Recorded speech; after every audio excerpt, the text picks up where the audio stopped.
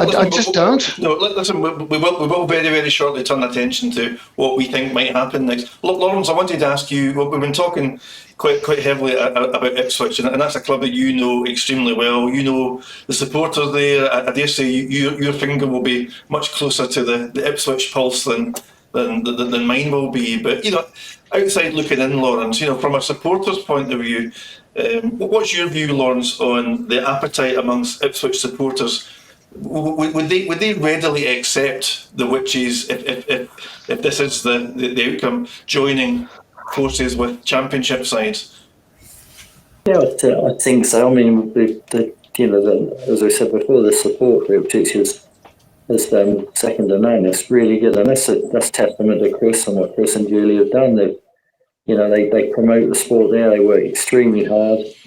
And they put the young lads meeting on the end of the year. They have second half, upright meetings, the men in black, the old bikes, displays there, that sort of thing. They really promote it, and as Dean said, you can't really run a league with 5 meetings. It's not an option. So you can understand exactly where Chris has come from. And again, so looking at that, okay, there's still enough teams without Ipswich to run it. One league, with the Championship, and the others dropping into the Championship, and it will bolster the whole thing. So I think that's what we may well be looking at now.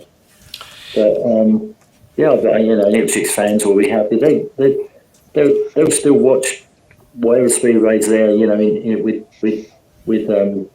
Glee, and they get a lot of support there. Whatever league, really.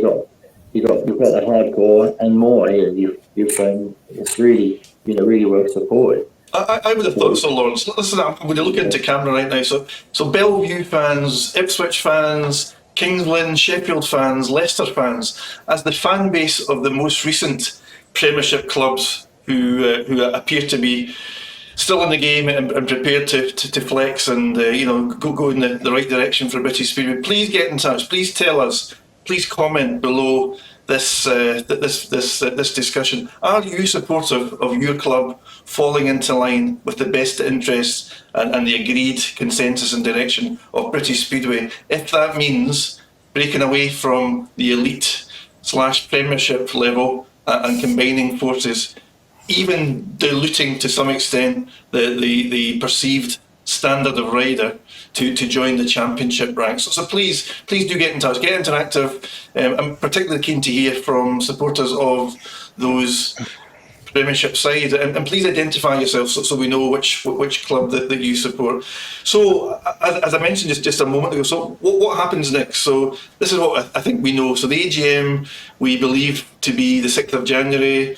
Surely at this stage there is only one option, and we've kind of alluded to it already, and that option surely must be that the remaining Premiership clubs come to their senses, financial senses or otherwise, and adopt joining the Championship. Now, at this stage, and Lawrence, I think you mentioned it earlier on, or Dean, perhaps you did, Dean, at this stage, if we were to just think through the merging of all clubs into one division, I suppose the first question is, whose rules, whose structure, whose terms would that league amalgamation be in favour of? I would suggest the Championship clubs would insist that the Premiership, the former Premiership clubs, sign up to their rules and regulations and team strengths. The Premiership clubs might want to resist that. So I dare say that could be a bit of a debate that's going on in the background.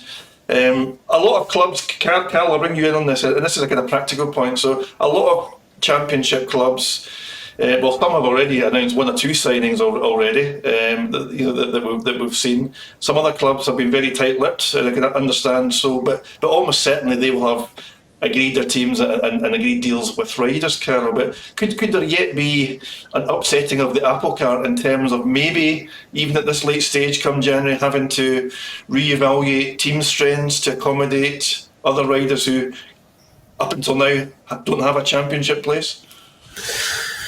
Yeah, potentially. Obviously, you look at the riders that have been signed, and they're probably some of your better riders. Obviously, Paul have named a couple, Plymouth a couple, and they've taken them out of the market, haven't they? Danny and Scott and Lawson and Fraser. They've taken them out of the market for anyone else. So yeah, there could be an upset. It's obviously, I think if you've got a big top two in the championship, and then you've got to go weaker bottom end, you would do that. So certainly with obviously Scotty and Danny at Plymouth, and I think that's what you'd probably see at Glasgow. You potentially, with Bomber at Glasgow, Charles Wright at Redcar. They'll probably put one other better standard rider in there, heat leader in there, and then build the teams from there. There's not many that have named lesser average riders at the minute.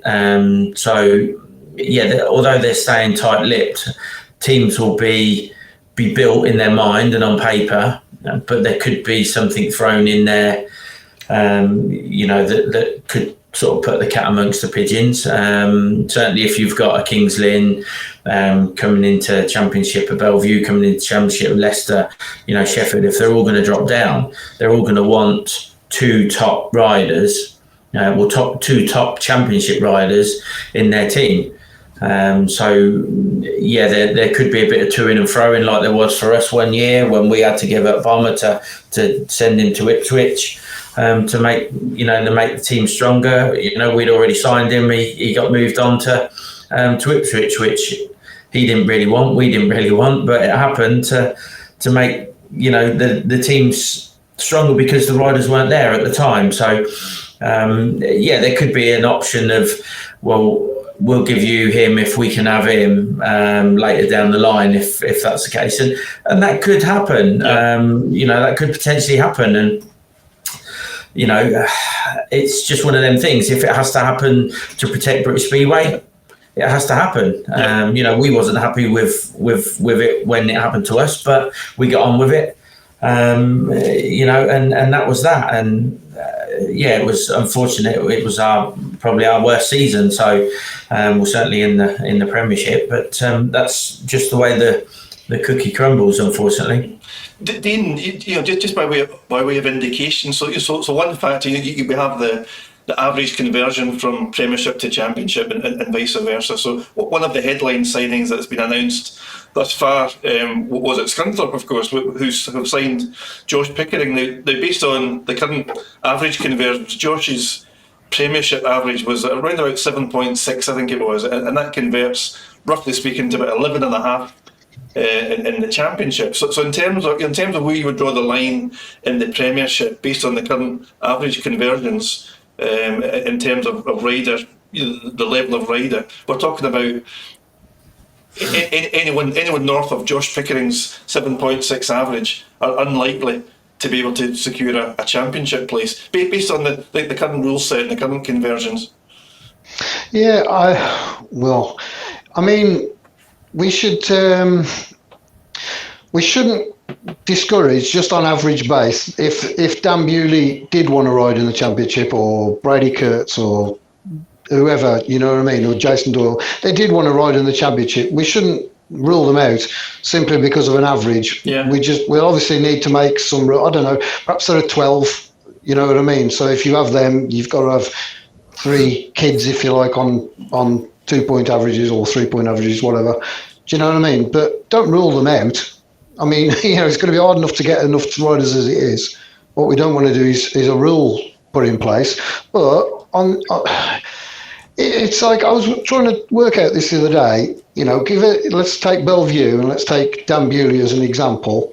All right, if Bellevue were to drop down into the Championship and they were to ride on a Monday, right, that means there's 26 meetings if all the teams did it. There's 26 meetings because you don't ride against yourself. So all his home meetings he'd be able to do because they're on a Monday. Then you've got Ipswich, Sheffield and Kings Lynn could ride on a Thursday. So there's 3 of the away meetings he can do. So that leaves you basically 10 meetings that he's got to fit in on a Friday, Saturday and Sunday. Which, yes, it's difficult because he rides in Poland, but they don't ride Friday and Sunday. They ride Friday or Sunday. So surely, a bit of coordination between the teams. Let's say he's got to go to Edinburgh on a Friday. Then they make that match against Bellevue when Dan Bewley is riding for Roslav on a Sunday. Yeah. So he can make it. You're only talking sort of 9 meetings. I mean, this is excluding playoffs, but you're talking... He's got to fit in sort of 9 meetings other than the Monday and the Thursday, which they can do anyway. So, I mean, why couldn't he do it? Obviously, I'm not taking into account here the finances of it. Obviously, because Bellevue are going to pay a lot more for Bewley than, say, Workington do for whoever their number 1 is, for Jonas Jeppersen. But, these things have to be worked out, but we've got to do this now. I just think if we wait till January and come January the 6th, they're still at the same position where they're like, oh, we don't know what to do. We're going to have to do the championship. You just think, well, you've just spent 2 months and achieved nothing. Do it now. Just make a decision one way or the other. Just do it now. Did British Felton tell you you're very impatient, Dean? Yes. It's only 4 weeks away, Dean. Come on, the 6th of January will be here. Yeah, I know, but it's just like, I just think we're wasting time, and it's like, there's a lot of, like you said, with averages, there's a lot of trivial things to sort out, averages and team strengths and, this and that, like, and everything. But we're leaving it till January and then everything's got to be crammed in. Make a decision now. Either go 2 leagues now or 1 league and just go for it. They will be, listen, and I mean this sincerely, I'm not being flippant about it. I would be willing to believe and even put some money on the fact that they are working it out. They've been working it out for the last few weeks. They're not completely dense at the beginning. No, I get that. I know you're not saying that they are, but I'm pretty sure that they'll be all over this because the options are beginning to diminish, right? So we're going from 3, 4, 5 different permutations to perhaps only 2 now. So I think the only option is if they can't find the 6th team. If they can't pull a 6th team out of the hat, there is no option. That's it. And if they've got nothing in plans, that's it. I'm going to be radical. The other option which has occurred to me is that, and it's the path of least resistance, where Ipswich finds some new club owners fairly swiftly, and the new club owner is prepared to re-enter Ipswich into the retained Premiership. Five clubs, and they run with 5 clubs. Stuart Dixon said quite a number of episodes ago that 5 clubs wouldn't be desirable, but they could make it work.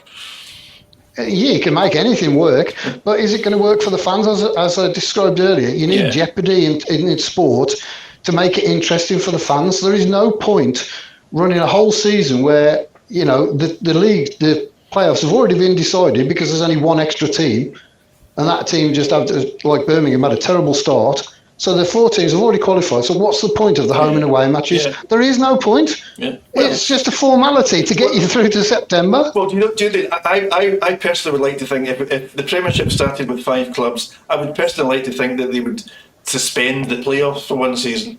Surely to goodness, they wouldn't have a fait accompli after May or June. Lawrence, to bring you in on this, Lawrence, we're talking here about the potential of a league merger, but not all of the Premiership riders, based on their average, would be eligible to drop down to Championship, right? Does that? And I haven't crunched any numbers. So I don't know if any of you guys have, but Lawrence, I'm going to ask you this question: might that take us, Lawrence, into a position where we can't have 7-man teams, and we might have to consider 5-man or 6-man teams for a season? Yeah, this is English. I was going to say exactly that. Where are you going to get the riders? I don't know. I think Simon has mentioned as well, have to go 6-man teams, which, if you hear the guys say about when they're doubling up, not getting enough meetings, and there's so many. We did have some stats on the number of riders doubling up. I think we heard a little while back, didn't we? And you take that out, take that out of the equation, and just don't know if you're going to get enough at all. You really have to go for sort of some lower end riders for the other league or something like that, and it would rule out a lot of the top guys. There's so much. As Dean said, there's so much to talk about.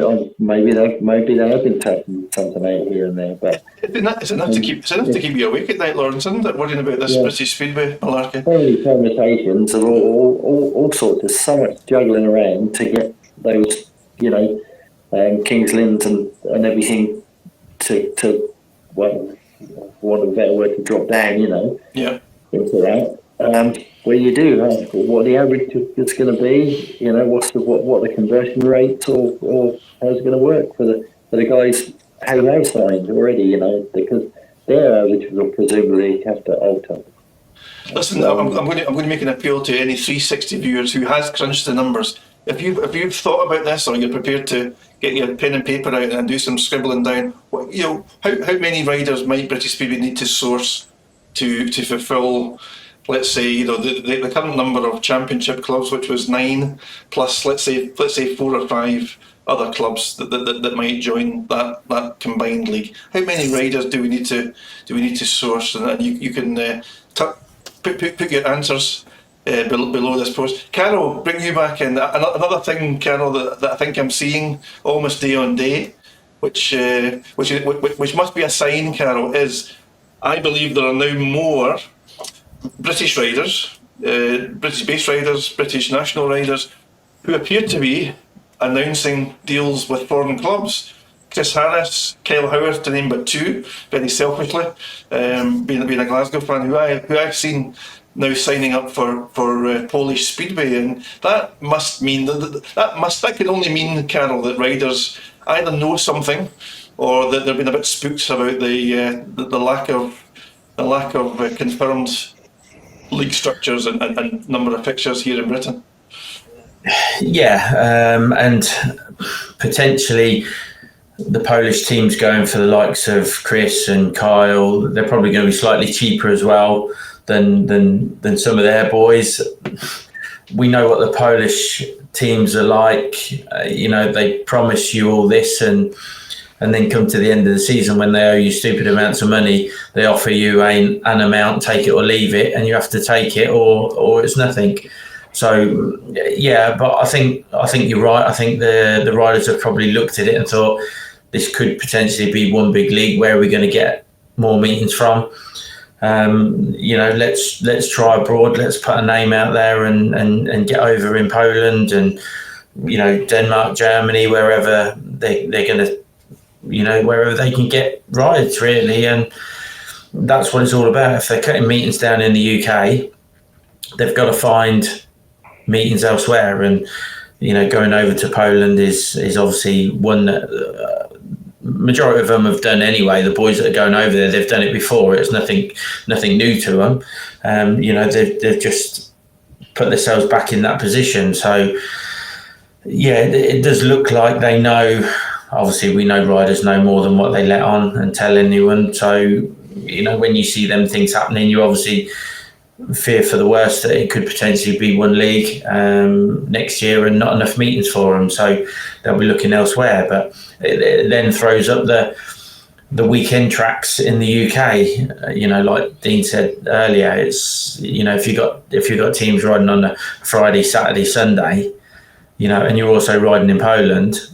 If it was me and Bellevue dropped down into the championship and I was at Peterborough and I was running on a Sunday and it was a weekend that Dan Bewley was potentially in Poland, I know where I'd rather him be.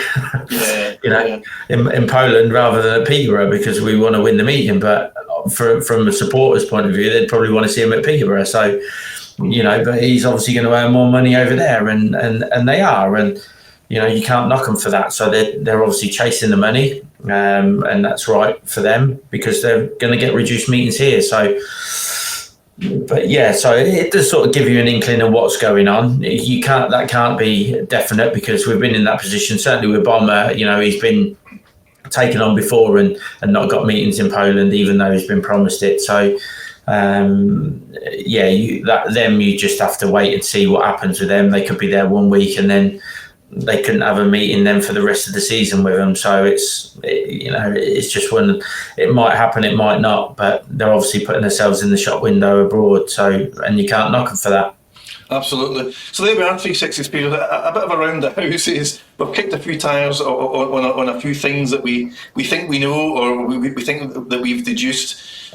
If there's any other factor that we didn't touch on that you think is relevant, you know what to do. Be as active as you always are. We'd love to see your comments posted below this video or indeed on social media. Listen, it's super easy to get overly depressed with British Speedway. It is easy to have a go at the promoters and the management committees, past and present, who, in fairness, and I think a lot of them would take this on the chin, have potentially played a role in directly or otherwise, in getting British Speedway in its journey coming to its current standpoint.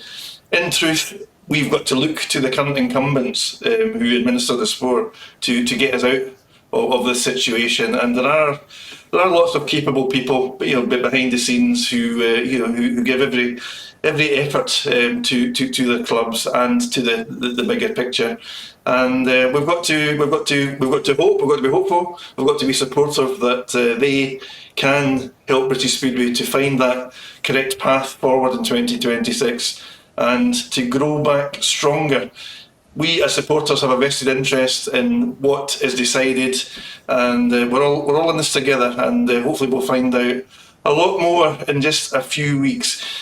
Make sure you watch Fans Pulse Lap 2, Part 2 of episode 31, which will auto start shortly. You don't need to do anything if you're watching on YouTube.